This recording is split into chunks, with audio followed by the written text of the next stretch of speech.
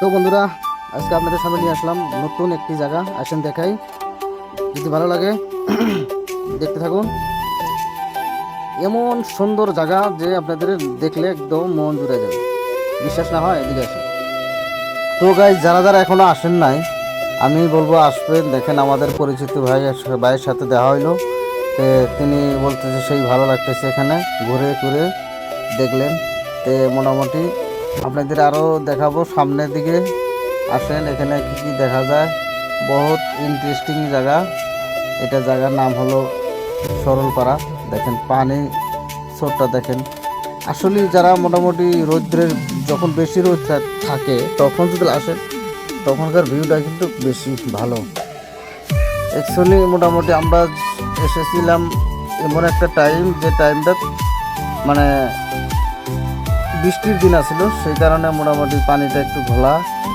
যদি আপনার বৃষ্টি যদি 2-4 দিন না হয়, তখন যদি আসেন একদম মোটামুটি আপনারা একদম পানি ক্লিয়ার গ্লাসিং পাবেন। আবার দেখেন সামনে, দেখেন এই যে যে যেখানে বন্ধু বান্ধব গার্লফ্রেন্ড বয়ফ্রেন্ড নিয়ে মোটামুটি ঘুরছে, বেড়াইতেছে, খাইতেছে, এনজয় করতেছে, মজা করতেছে।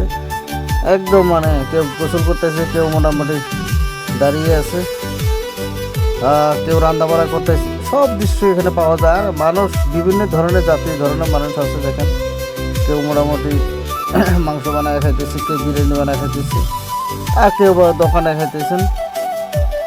মোটামুটি দেখার মতো জায়গা। এখানে আসলে মোটামুটি আপনি ভুলে যাবেন আপনার দুঃখ বেদনা। ঘুরে আসতে পারেন। এখন সরলপাড়ার একটা মৌসুম। এখন বিভিন্ন ধরনের, বিভিন্ন জায়গার, বিভিন্ন জাতির মানুষ আসবে এখানে।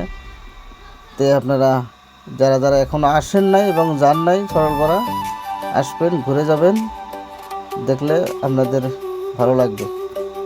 যত পারেন ভিডিওটা লাইক দিবেন, শেয়ার করবেন, কমেন্ট করবেন, অন্যদের কাছে ভিডিওটা পাঠাবেন। এটাই আমার অনুরোধ। ফলো দিবেন যদি ভালো লাগে। Thank you.